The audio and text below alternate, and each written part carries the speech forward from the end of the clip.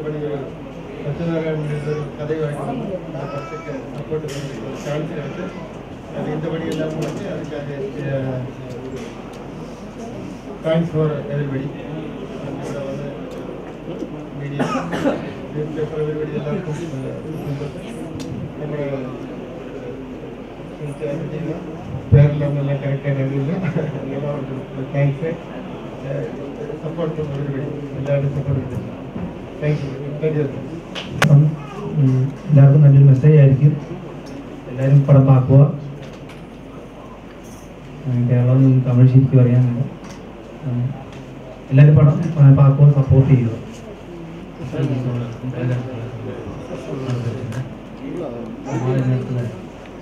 இது என்ன மாற்றம் அப்படிங்கிற மாதிரி வெயிட்டில் பார்க்கும்போது நமக்கு இது என்ன மாற்றம் வந்துட போகுது அப்படிங்கிற மாதிரி தோணுச்சு. ஆனால் ட்ரெய்லரையும் சரி சில சாங்களையும் பார்க்கும்போது மாற்ற ஏதோ முயற்சி செஞ்சிருக்காரு அப்படிங்கிறது மட்டும் உண்மையாக தெரியும். மாற்றணும்னு நினைக்கிறாரு. எல்லாரும் மாறணும், அப்பதான் மாற்ற முடியும். ஏன்னா அதில் கூட நம்ம வந்து மாற்றணும்னு நினைச்சா கூட அதில் வந்து ஒரு பொண்ணுங்க தண்ணி அடிக்கிற மாதிரிலாம் சீனை வைக்க வேண்டிய சூழ்நிலையில் தான் இருக்கிறவங்களுக்கு தெரியுது.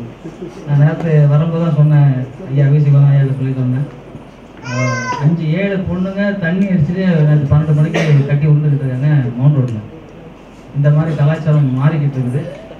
அதை மாற்றுறதுக்கு புரட்சித் தலைவர் எம்ஜிஆர் மாதிரி ஒரு ஆள் வந்தால் தான் முடியும். ஏன்னா அவர் தான் தாயை பற்றி சொன்னார், தண்ணி அடிக்கக்கூடாது சொன்னார், சிகரெட் குடிக்கக்கூடாது சொன்னார். அதை கேட்டாங்க, மக்கள் கேட்டாங்க.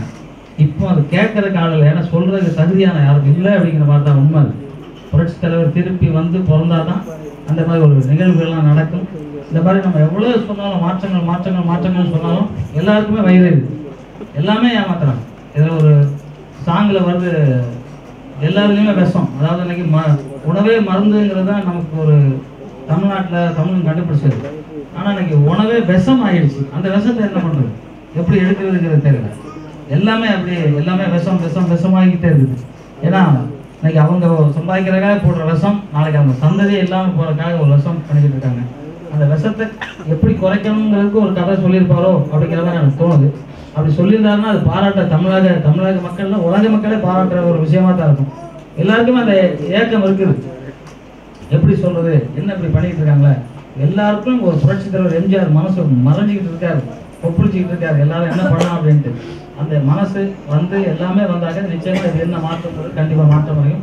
மேலே இருங்க அபிராம ராமன் ஐயா இருக்காங்க பெரியவங்க, அதே மாதிரி வீசிக்குண ஐயா இருக்காங்க, எல்லாமே பெரியவங்க இருக்காங்க. இங்கே அண்ணன் கலைப்புலி சேரம் இருக்காங்க, எல்லாமே பெரியவங்களா இருக்காங்க. பெரியவங்க வந்து வாழ்த்துறாங்க. எனக்கு அவசரமா ஒரு சின்ன வேலை இருக்கனால அண்ணன் சொன்னாங்க நான் முதல்ல கிளம்புறேன்ட்டு. அதனால எல்லாம் இது பண்ணிக்கங்க. இந்த படம் நிறைய மாற்றத்தை கொண்டு வரணும், வெற்றி பண்ணணுங்கிற வாழ்த்துக்கள். அதே மாதிரி எடிட்டிங்கில் எனக்கு தெரிஞ்சு ஒரு பொண்ணு ஆடிக்கிட்டே போகும்போது கேமரா பார்த்துச்சு, அதை கட் பண்ணுங்க. அதே மாதிரி அந்த பையன் வந்து பணம் இருக்கிறவங்க வந்து பாசத்தை தேடுறாங்க, பாசம் இருக்கிற பணத்தை தேடுறாங்க, அவரும் கேமரா பார்த்தாரு. இந்த 2 விஷயம் எனக்கு தெரிஞ்சதை கட் பண்ணால் நல்லா இருக்கும்னு நினைக்கிறேன். நன்றி, வணக்கம்.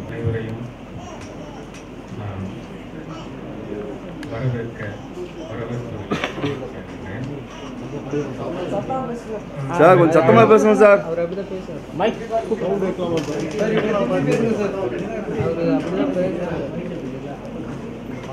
இந்த படத்துக்கு தலைமையேற்க வந்திருக்கும் திரு அபிராமி ராமநாதன் ஐயா அவர்களை,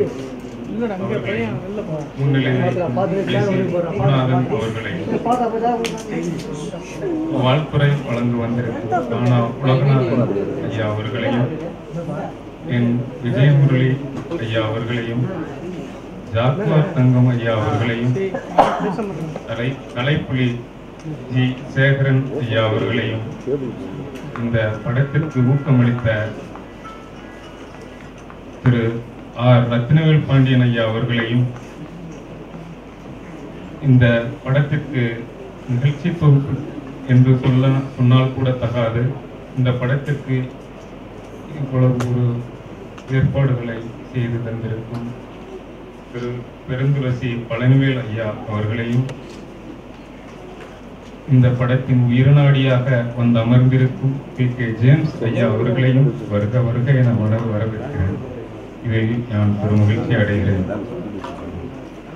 இந்த படம் சினிமா அல்லாத சினிமா என்று நிறைய பேர் சொன்னார்கள். எதற்காக அந்த வார்த்தை என்று கேட்கும்போது, நீங்க சினிமா படம் பண்ணல, ஆனா சினிமா படம் பண்ணிருக்கீங்க, ஏன்னா சினிமாட்டிக் இல்லாத சினிமா அப்படின்னு சொன்னாங்க. அதோட அர்த்தம் எனக்கு இன்னும் தெரியல. இதோட கதை கரு அப்படின்னு நான் ஏன் இந்த படத்தை எடுக்கணும் அப்படின்னு நினைச்சோம் அப்படின்னா,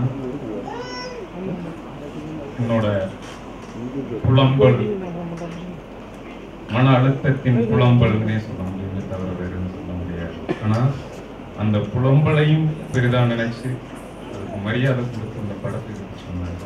இந்த படத்தை பி.கே. ஜேம்ஸ் ஐயா.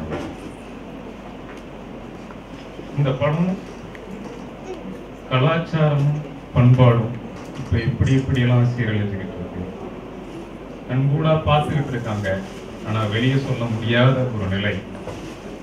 அது குடும்பமா இருக்கட்டும், பிசினஸா இருக்கட்டும், இல்ல பெரிய பெரிய இடமா இருக்கட்டும், எந்த இடமா இருந்தாலும் சரி.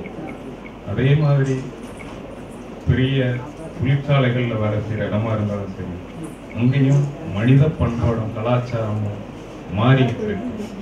அந்த மாற்றம் நல்லதை நோக்கி போகும்போது நல்ல நிகழ்வுகளை, பிரபஞ்சத்தின் நிகழ்வுகள் என்ன அலைகளாக உலகிட்டு இருக்கின்ற விஷயமா உணர்ந்த